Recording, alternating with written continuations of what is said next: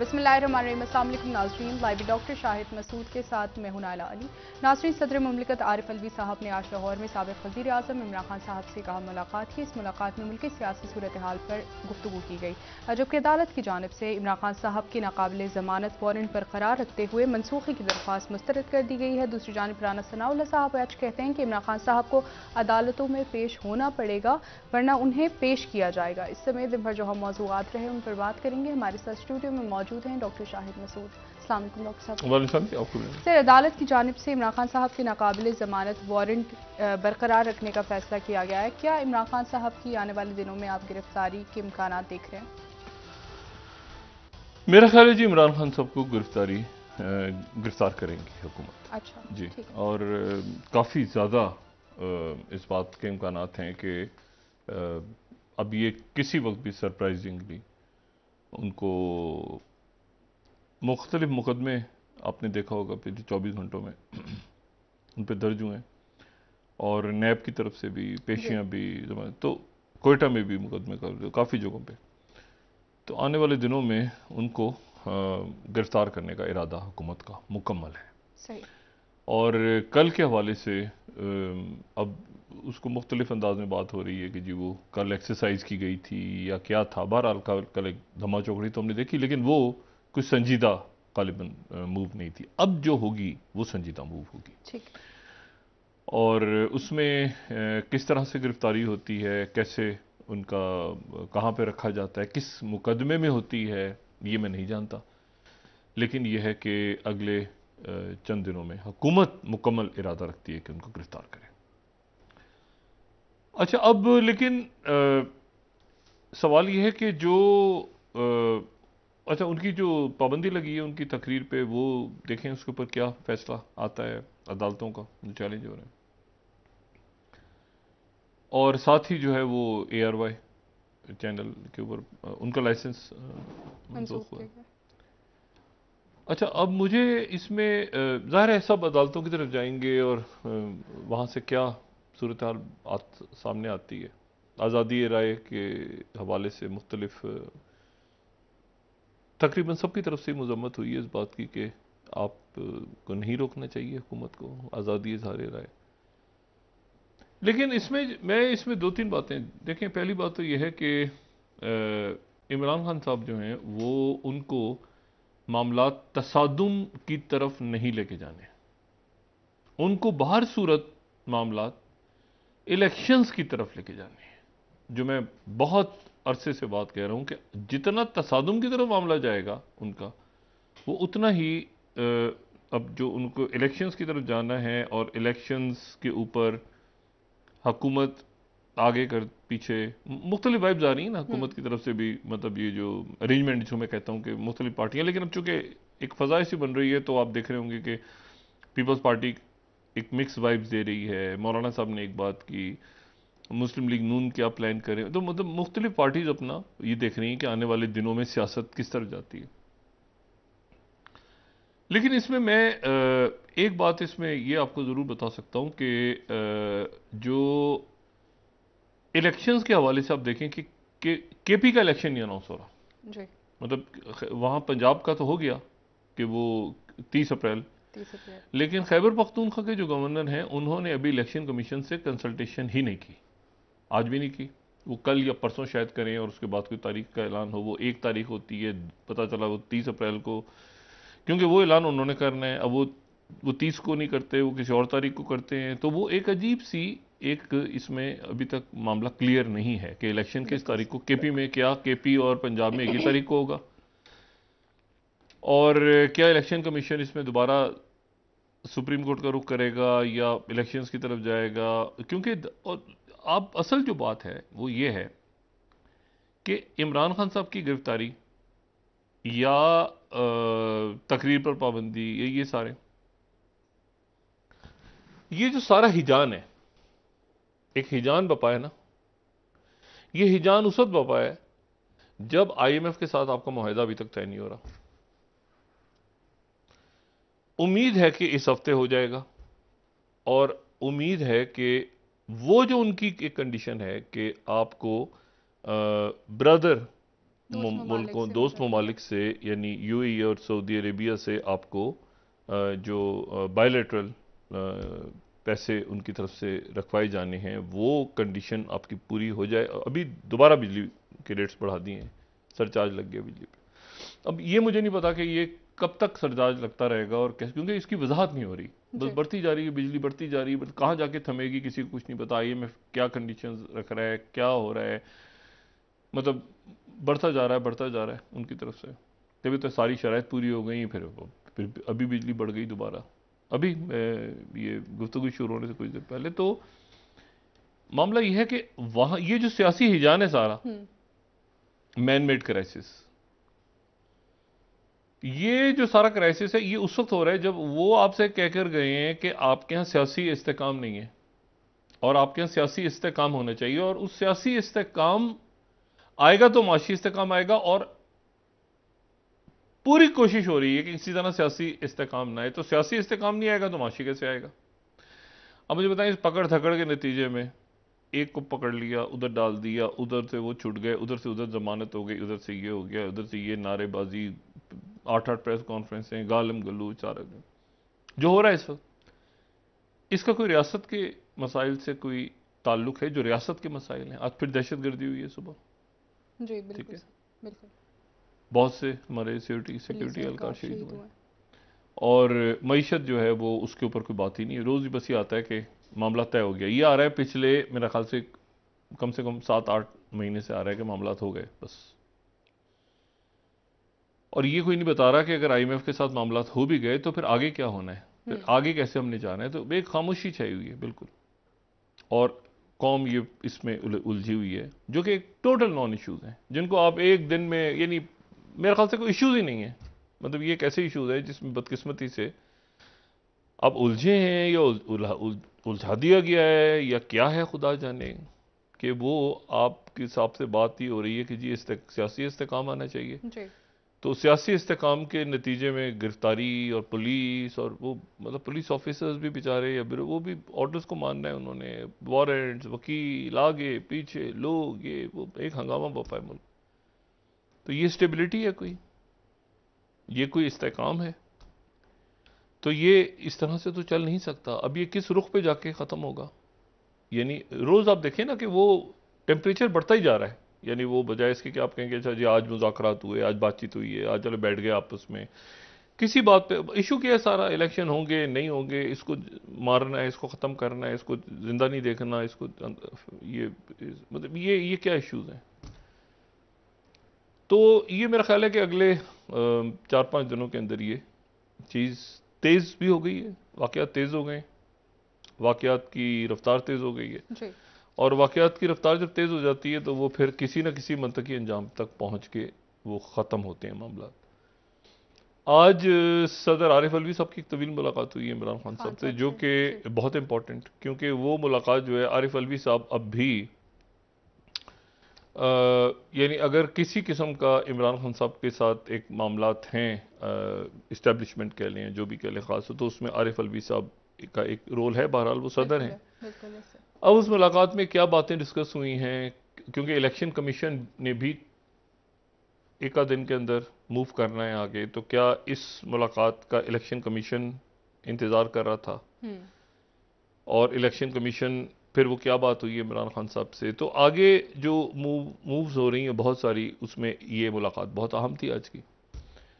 और दूसरी जो बात है वो ये है कि पर्चे कट गए बहुत सारे, 150 लोगों पे आज। ये एक दिन बेल होती है, फिर एक गिरफ्तारी, फिर बेल, फिर गिरफ्तारियां, फिर जमानत, फिर दूसरी जमानत, फिर तीसरी, चौथी, आगे पीछे। हुकूमत भी इसी में फंसी हुई है, रियासत भी फंसी हुई है। तो ये मेरा ख्याल है अब ये बहुत ज़्यादा हो गया है। तो इससे आप निकलेंगे तो फिर आप और आगे कोई बात करेंगे ना। और ये तो 7 से 8, 8 से, बल्कि अब तो बहुत ही तेज़ हो गए, 7 से 7:30, 7:30 से 8 की खबर कुछ और, 8 से 8:30 की खबर, इस तरह मुल्क ज़्यादा देर तक एक्चुअली ऑलरेडी लेट हो गए हैं आप बहुत सी जगहों पे बतौर कौम। यानी आप अपने इर्द गिर्द देखें ना, अगर कहीं पर, जो मैंने कल भी बात की थी कि जी कहीं पर तो अब यानी 6G आ रहा है और आप 5G स्किप करके चले गए, ये डिजिटल सिल्क रोड्स हैं, ये जो BRI है आपकी बेल्ट एंड रोड, इसमें सिर्फ एक हिस्सा जो है वो सड़कों पे है, एक हिस्सा इसका समंदर में है, जी, और एक हिस्सा यानी ज़मीन पे है, सड़कों पे, और उसके बाद जो इसका जो एक स्पेस या साइबर का हिस्सा है वो बिल्कुल अलग है, ये डिजिटल है सारा। तो वो आप उस तरफ क्या मूवमेंट्स हो रही हैं, कब हो रही हैं, क्या टॉक्स हो रही हैं, तो अब ये हम तो उसे देख ही सकते हैं, काबरीन भी यकीनन देख रहे होंगे कि क्या है, और ये कुछ ना कुछ इसको इस सारे, लेकिन एक बात है, ये मंतकी अंजाम की तरफ जा रहा है सारा, वो बिल्कुल मैंने कहा अब इसको सिस्टम को उठा के कहीं फेंकना है कि ये किस रुख पे फेंकें कि ये या तो ये तलखियाँ ख़त्म हो, या आपस में बैठें सारे, या वो जो बैठना नहीं है, और या ये है कि अब यानी अब देखते हैं ना एक दो दिन के बाद, मैंने कहा ना अब ये रोज़ इसमें दिमाग ख़राब करना है अपना, कि रोज़ अगर बात की जाए ना कि किसने क्या बात बयान दे दिया, किसने क्या बात कर दी, अब क्या होगा, ये क्या होगा, वो क्या। लेकिन ये कि पाकिस्तान पीपल्स पार्टी के वाले से जो बात मैंने चंद रोज़ पहले कही थी कि एक मेरी उनकी सेकंड टीयर से बात हुई, वो कहते हैं कि हम क्यों ना अलग हो जाएं, तो वो बात आहिस्ता आहिस्ता अब सरफेस पे आई है थोड़ी सी।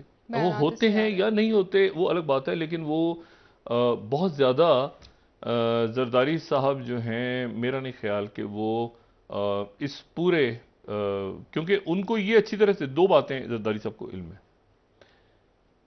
एक तो उनको इस बात का इल्म है कि उनके इस्टेब्लिशमेंट के साथ ताल्लुकात ठीक हैं, ठीक है,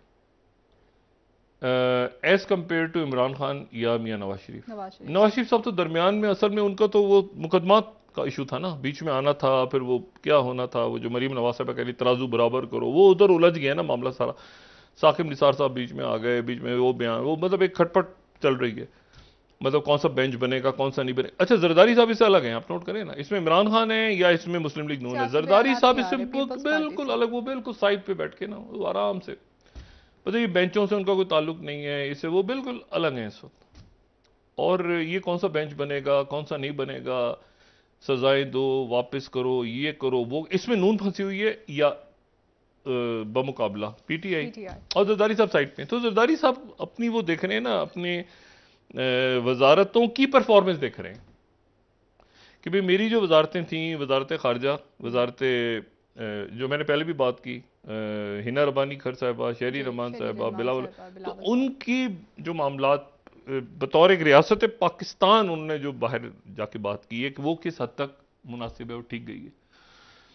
और इस दौरान मुस्लिम लीग नून फंसी हुई है इस मामले में कि जी बजट ही नहीं बन रहा, बजट कैसे बनेगा, क्या होगा, बात कैसे करनी है, बाहर के मुल्क को पैसा देंगे नहीं देंगे।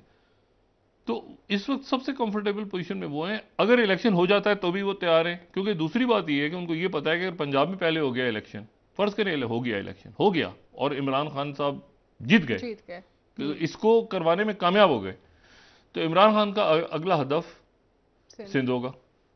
तो बेहतर है कि उससे पहले पहले सिंध को निपटा दिया जाए। एक ये भी तो ज़हन में है ना जरदारी साहब के, क्योंकि सियासत में हर चीज़ पॉसिबल है। जरदारी साहब ने भी तो अप्स एंड डाउन देखे हैं ना बहुत ज़्यादा, नवाज शरीफ साहब ने भी अप्स एंड डाउन देखे, ऐसे बिल्कुल ये एक्सेप्टेबल नहीं है, फिर जो वापस आए, फिर एक्सेप्टेबल नहीं है वापस आए। अब तो इमरान खान साहब भी अब इस वक्त जिस फेज से गुजर रहे हैं, हो सकता है आने वाले दिनों के अंदर उनके मामला सियासतदानों ने देखे हुए हैं, तो वो जरदारी साहब ये कैलकुलेट कर रहे हैं, और वो वहाँ वो फंस गए हैं इसमें, अदालतों के बेंच, तौहीन अदालत, वो उधर फंसे हुए हैं। वो अब देखें बिल्कुल अलग, पीपल्स पार्टी बिल्कुल अलग साइड पे, जरदारी साहब बिल्कुल आराम से, और इसी तरह से मौलाना साहब, और नून उलझ गई है PTI के साथ, और बहुत बुरी उलझी हुई है, और डॉक्टर साहब अंदरूनी इख्तिलाफ उधर भी है, इधर भी है ना, इधर भी तो बहुत हैं अंदरूनी इख्तिलाफ, ठीक है। और जो आपकी इस्टेब्लिशमेंट है उसमें कुछ लोगों पे तो बहुत ही गुस्सा है इस वक्त, कह रहे हमसे कुछ बात करके गए थे, जब कैद में थे तो बाहर जाके वो फिर पलट गए, हमसे जो वादे करके गए थे आप। अच्छा, ये भी बातें हैं, तो वो कहते हैं ये तो कोई बात ना हुई। तो अब वो ज़रा सख्ती वाले, ज़ीरो टॉलरेंस वाला, अब इसमें अदालतें कैसे एयरवाई का लाइसेंस मनसूख हुआ है वो कोर्ट में जाते हैं, इमरान खान साहब ये जो स्पीचेस पे पाबंदी लगी है अदालतों में जाते हैं, रिलीफ मिलता है क्या, लेकिन ये कल परसों तक क्लैरिटी होगी। गिरफ्तार हुकूमत ने तय कर लिया गिरफ्तार जरूर करना है, खान साहब को गिरफ्तार जरूर करना है। डॉक्टर साहब, इससे क्या इस नून बात लीग की हुकूमत को कोई फायदा होगा? मैंने आपसे कहा ना कि अब इसके क्योंकि इश्यूज ऐसे हैं ना कि इश्यूज में ये अगर उस गिरफ्तारी के नतीजे में मईशत ठीक हो जाती है और उस गिरफ्तारी के नतीजे में मुल्क में सियासी इस्तेकाम आ जाता है तो वो तो फिर हुकूमत, अगर ये है कि उसके नतीजे में मजीद अदम इस्तेकाम आता है जी। तो वो तो हुकूमत के खाते में जाएगा, यानी नवाज शरीफ मुस्लिम लीग नून के खाते में जाएगा, जरदारी साहब के खाते में नहीं जाएगा। बिल्कुल वैसे ही है सर, बिल्कुल। वो ना मौलाना साहब के खाते में जाएगा। तो इन्होंने कैलकुलेट करना है ना कि क्या ये मतलब एक फैक्टर होता है ना, रिस्क फैक्टर, आप देख के कि भाई इस वक्त करें ना करें, क्या इंप्रेशन गया है बाहर कि भाई पाबंदी लग गई साबिक वजीर आजम की तकरीर पे। मतलब आपके हर साबिक वजीर आजम की तकरीर पे हर कुछ सालों के बाद पाबंदी लग जाती है, तो वो दुनिया इस तरह से भी देखती है कि यार ये तो नॉर्म्स है ना, तो नॉर्मल सी बात है। हाँ, जो जाता है उसकी तकरीर ये जरूर होता है। तो वो इतना ज़्यादा वो यूज टू भी है, तो उनको पता ही होता है अमूमन कैसे ही होना है। ठीक है, कुछ होते हैं शौकत अजीज टाइप, निकल जाते हैं आराम से, बाकी हाँ खामोशी तो निकल जाते हैं, बाकी तो ये कि सब के सभी उन पे फेरा चलता है। अच्छा, बहरहाल तो देखते हैं, लेकिन मैंने आपसे कहा ना कि ये चल नहीं पा रहा, ये ज़्यादा अरसे जो है ये चल नहीं पा रहा सिस्टम, और ये कि सब इस वक्त अपनी नर्व्स होती है ना, सब वो बहुत उस पर गुस्से में, और बात भी किसी से करें तो टेंशन में, परेशान, गुस्से में। एक तो हालात ऐसे, फिर ये कि महंगाई और कोई जवाब नहीं दे पा रहा, और जो बात हो रही है वो इमरान खान उनको कहे, वो इमरान खान आगे, मतलब कौम इसमें फंस गई है। इससे कैसे निकलते हैं हम लोग बतौर कौम, ये देखना है। वो निकल जाएंगे। सिस्टम जब जाता है ना तो ऐसे ही कुछ होता है, इसी तरह से ना वो फिर किसी जगह थम जाता है जाके, फिर देखते हैं यार कोई आगे बात नहीं बढ़ रही, तो अभी रमजान करन पड़ेगा और फिर उसके बाद ही सुकून आएगा, अल्लाह करे इंशाल्लाह से। अच्छा, इसमें जो एक बात मैंने की ना आपसे कि ये इन्होंने, हम इंतजार कर रहे हैं कि सऊदी अरेबिया से हमें पैसे, अब अच्छा एक बड़ी इंटरेस्टिंग आज जो है वो खबर है, और इसी दौरान आई है, और इसको देख के खुशी बहुत हुई है जी। और खुशी जो है वो ये हुई है कि जो हमारी चौथी स्लाइड है, associated press, Saudi Arabia says it deposited 5 billion in Turkish central bank. ठीक है, 5 बिलियन, 5 बिलियन, 5 अरब डॉलर जो हैं उन्होंने तुर्की के सेंट्रल बैंक में रखवा दिए। सही। अच्छा, ये इतनी एक खूबसूरत, मतलब मैं इसको इसलिए कहूंगा कि देखें ये हमारे बड़े अच्छे बरादर ममालिक हैं, और इनके दरमियान जो है वो तलखियां भी हैं। अच्छा, तलखियां तारीखी हैं, मतलब तारीखी तलखियां हैं, लेकिन फिर ताल्लुकात ठीक हो जाते हैं, फिर ताल्लुकात ख़राब हो जाते हैं। लेकिन ये वाला जो फेज़ है ना जो इस वक्त चल रहा है, ये बड़ा खूबसूरत, बड़ा उम्दा फेज़ है। बिल्कुल सर, बिल्कुल है। और इसमें हमारे दोनों बरादर ममालिक, यानी पिछले चंद सालों के दौरान जिनमें बड़ी तलखी रही, सऊदी अरेबिया और टर्की,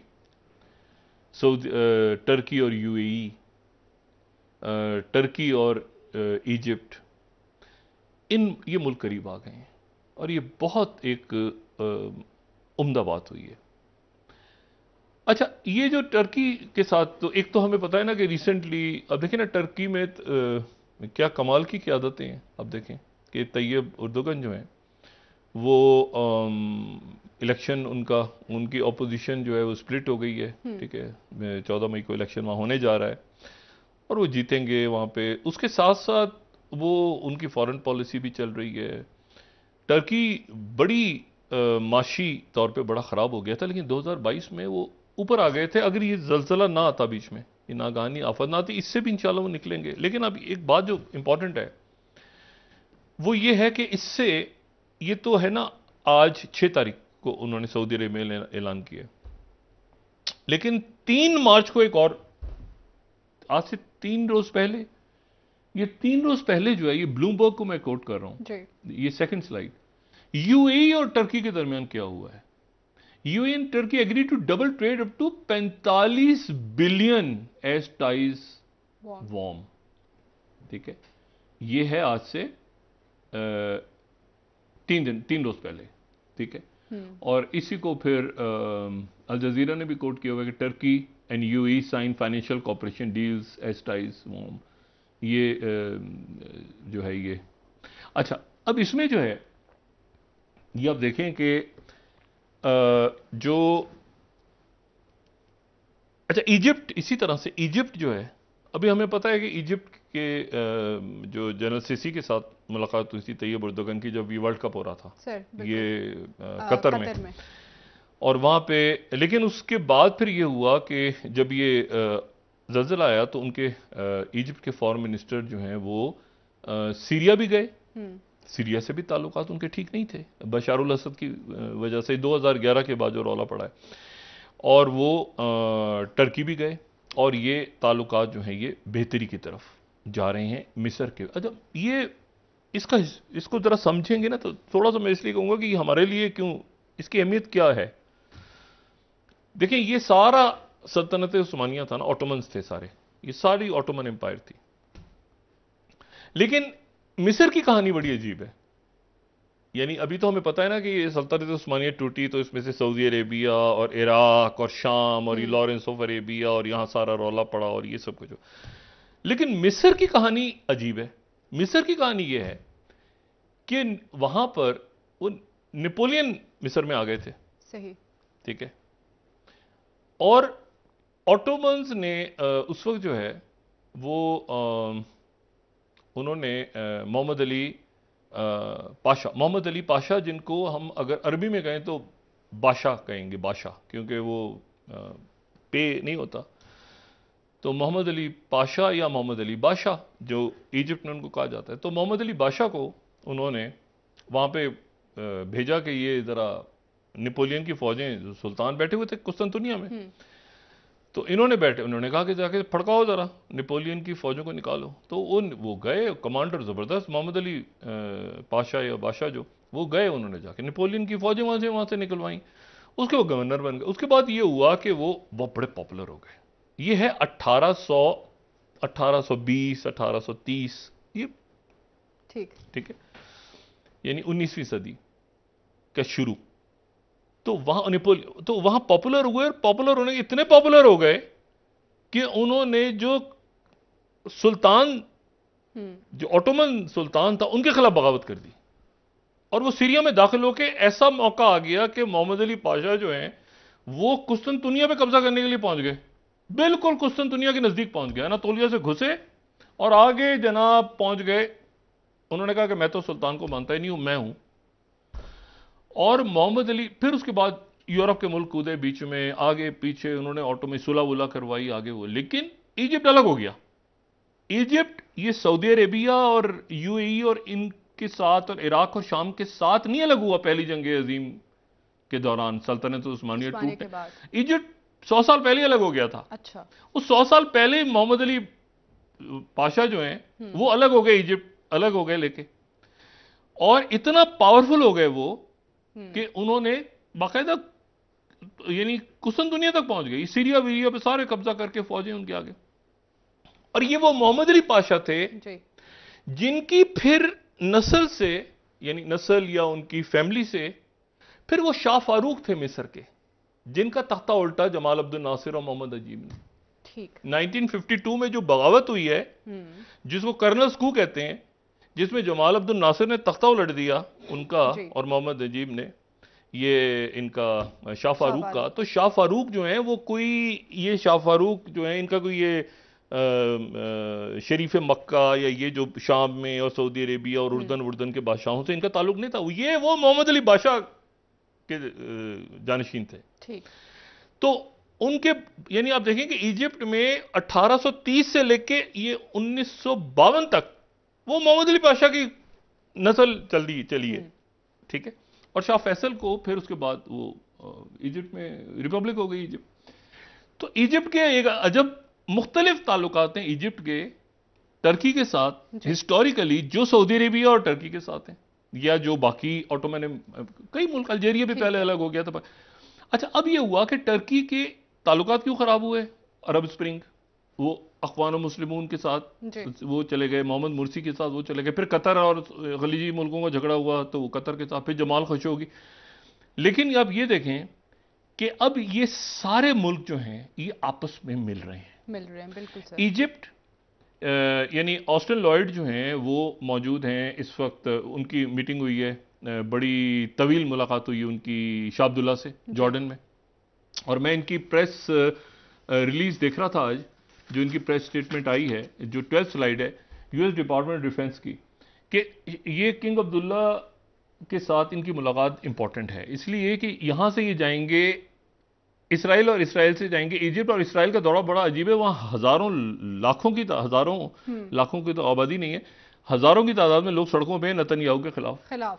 और वहां फलस्तीनी शहादतें हो गई और ये राइट विंग गवर्नमेंट संभल नहीं पा रही। उन्होंने नेतन्याहू को आज गिफ्ट कर दी है। डॉक्टर साहब ब्रेक लेके यहीं से कंटिन्यू करते हैं। अब वो जो मुल्क ये जो मुल्क है ना, Saudi Arabia, Turkey, America, China, SCO, आगे पीछे ये सारे आपकी रियासत से पूछ रहे हैं कि एक मिनट आप कर क्या रहे हैं सर, आप क्या हो क्या रहा है इस वक्त।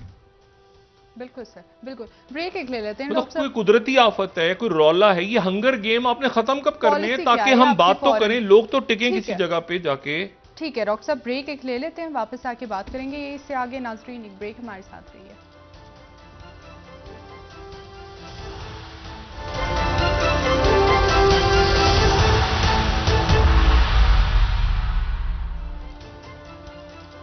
वेलकम बैक नाज़रीन। जी डॉक्टर साहब, खारजा पॉलिसी पाकिस्तान की उस हवाले से बात कर रहे थे जहां खित्ते में बहुत सारी अहम डेवलपमेंट्स इस वक्त हो रही हैं। पाकिस्तान की खारजा पॉलिसी क्या है और क्या इस वक्त जो हमारी पॉलिसी है वो तसल्ली बख्श है?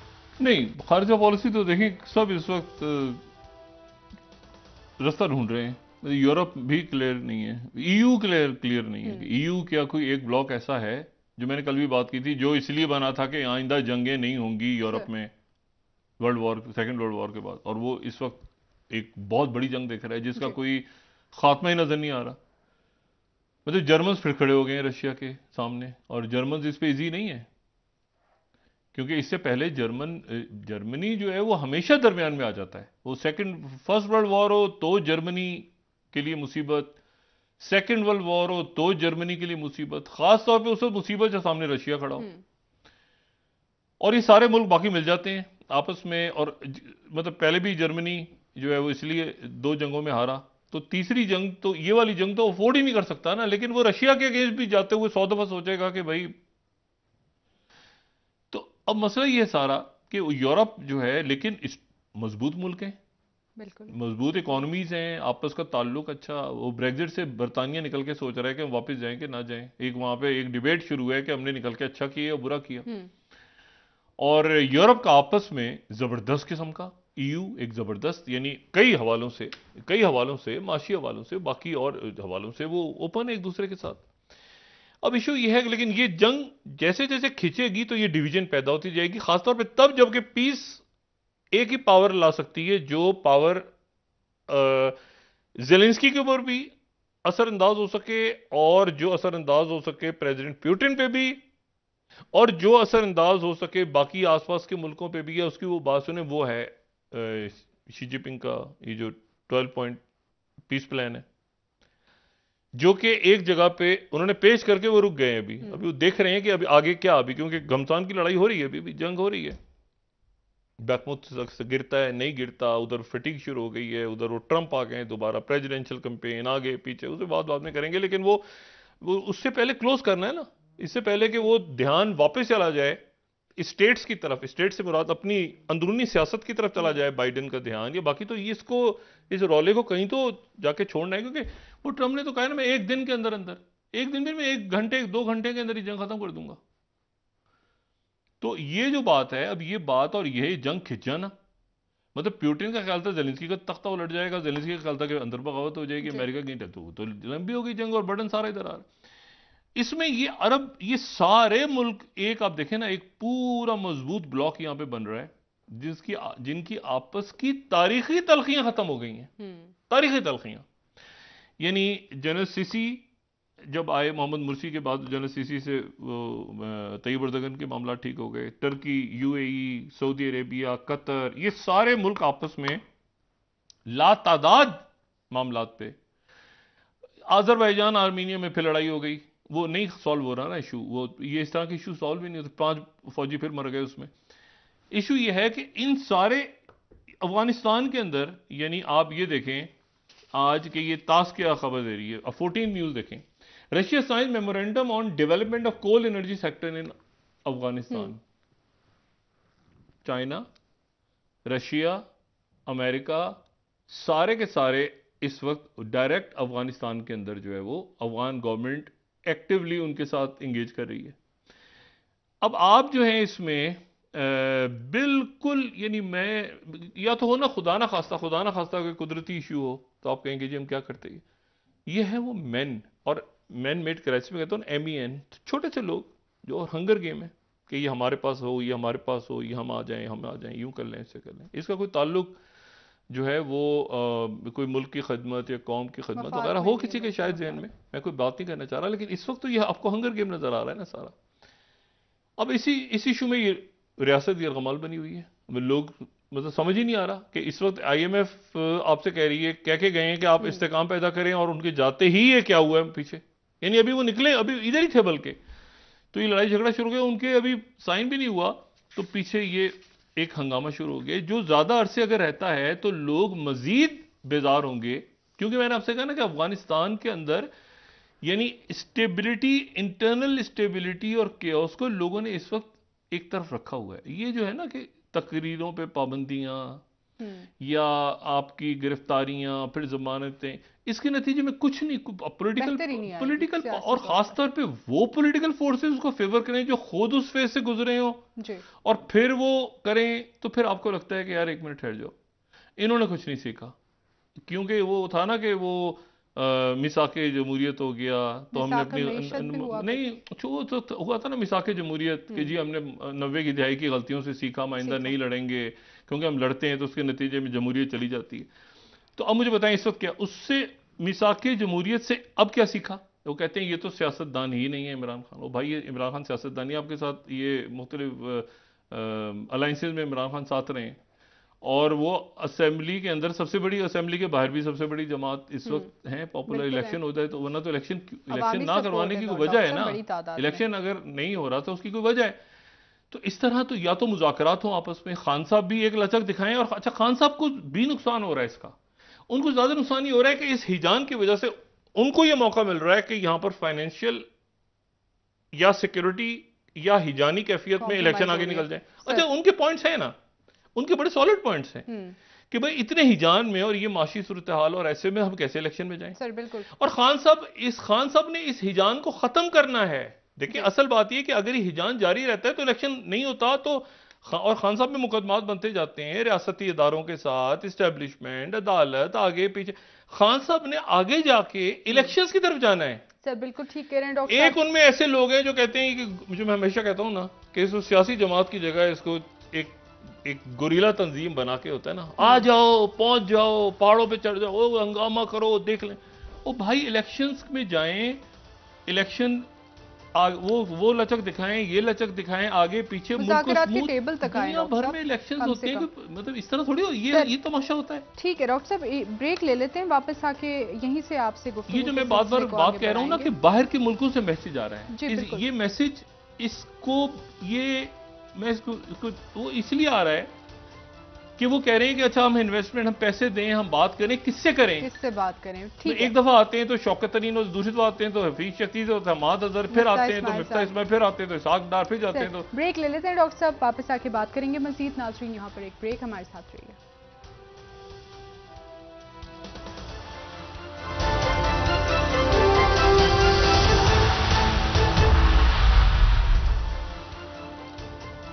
वेलकम बैक नाज़रीन। जी डॉक्टर साहब, साबिक चीफ जस्टिस साकिब निसार साहब ने आज कहा है कि उनके फ़ोन का डेटा हैक हो गया है। उन्होंने बात की है, ये हमारे बड़े अच्छे कलीग हैं आदिल शाहजेब साहब, उनसे गालिबन उन्होंने बात की है, और उसमें अब उनके व्हाट्सएप का डाटा हैक हो गया है। तो या तो ये है कि कोई मतलब ऑडियोज वगैरह आनी है फ्यूचर में, मैं इसका सही तरह से इसकी गुफ्तगू को समझ नहीं पाया असल में कि किस तनाजुर में उन्होंने की है, कि वो शायद कोई ऑडियोज आनी है, या उसको उन्होंने ये भी कहा कि जोड़ के बनाई जाती रही हैं माजी में, और ऐसी कोई चीज़ें हो रही हैं। जिससे उन्होंने बताया है कि जी मेरा डेटा हैक हो गया है टेलीफोन का और ऐसे कोई मामला हो सकते हैं। उन्होंने ये भी कहा कि वो किताब भी लिख रहे हैं शायद, अल्लाह उन्हें खैरियत से रखे, लेकिन उन्होंने कहा कि उनके मरने के बाद वो शायद होगी। अच्छा, अब ये एक बड़ा मसला है कि मरने के बाद जो है वो ये एक नया ट्रेंड है कि मरने के बाद, अगर अल्लाह ना करे, लेकिन ये कि मरने के बाद किताब शाये हो तो मतलब बंदा पूछ भी ना सके कि यार ये कोई तरदीद भी ना कर सके, कोई बात भी ना कर सके कि ये तो ऐसे नहीं है, ऐसे नहीं है, मतलब ये भी एक अजीब सी बात है। तो ये एक नया ट्रेंड है जिससे मेरे ख्याल से हमें गुरेजी करना चाहिए कि मुझे कुछ हो जाए तो ये चार लोग, मुझे कुछ हो जाए। देखिए आज वो राना सनाउल्लाह साहब के हवाले से एक खबर चली, उससे सवाल भी हुआ, तो उन्होंने उस पर बड़ा मुनासिब जवाब दिया कि कोई तीसरी पार अगर दरमियान में आ जाए और वो फ़ायदा उठा ले और आपने नाम किसी के फिक्स किए हो, और ये मामला हुआ था जब बेनज़ीर भुट्टो साहब की शहादत हुई थी, बिल्कुल याद है। तो उन्होंने नाम दिए और बाद में जो है वो तो मतलब मुस्लिम लीग काफ, आप देखें ना, मतलब मुस्लिम लीग काफ, एजाज शाह साहब, और ये जो कि जरदारी साहब के इल्म में थी बात, तो उन्होंने उसको अच्छी तरह, जब ये बात हुई थी तो ये दुबई में जिस जगह बात हो रही थी, तो बड़े उन्होंने सीरियस नोट पे नहीं, लाइटर से नोट पे बात की थी, तो जरदारी साहब ने उसको कवर किया। लेकिन यह है कि यहाँ तो वो बिल्कुल ही कि मुझे कुछ हो गया तो ये जिम्मेदार, मुझे कुछ हो गया ये जिम्मेदार, मैं उसके बाद किताब लिखूंगा, मैं उसको किताब लिखूंगा। अब मसला ये है कि वो, तो ये तलखी इतनी बढ़ गई है इस वक्त कि ये अपनी, और अभी बढ़ेगी, क्योंकि ये एक ऐसे जा रही है ना, ऐसे ये पहले यूं थे ऐसे करके, और अब ये बिल्कुल तेजी स्टीप से जा ऐसे रही तेजी है। के साथ ऊपर जा ठीक रही है, है प्लेट। लेकिन ये एक जगह पहुंच गए, इसने जाहिर है कि फिर उसके बाद ये संभलने हैं मामलात हाँ, को। या तो ये पीक पे पहुंची हुई है और प्लेटो पे है अभी, और ठीक फिर है, ये नीचे जाएगी। लेकिन मैंने आपसे कहा ना कि या ये इस तरह चल नहीं पा रहा, बिल्कुल ये बिल्कुल। तमाम मुल्क रुका हुआ है, और बाहर के, मैं आई रिपीट, बाहर से लोग आपको कह रहे हैं, अब आपके रियासत को कह रहे हैं, आपके सफारतकार, आपके जो मईशत डील कर रहे हैं, आपके जो, कि भाई एक मिनट, आपके बैंक्स हैं, आपकी एयरलाइंस हैं, कि यार क्या होने वाला है। सर बहुत शुक्रिया डॉक्टर साहब, प्रोग्राम का वक्त खत्म IMF, हो रहा है। सर बहुत ठीक है ना। शुक्रिया, इंशाल्लाह आइंदा आने वाले दिनों में मजीद बात करेंगे इस हवाले से। नाजरीन, प्रोग्राम का वक्त खत्म हुआ, कल इंशाल्लाह दोबारा आपसे मुलाकात होगी। मुझे नाला अली को इजाजत दीजिए, अल्लाह हाफिज़। अपने दोस्तों, रिश्तेदारों, गिरदोनवाह के लोगों का सब ख्याल रखिएगा। अल्लाह हाफिज़।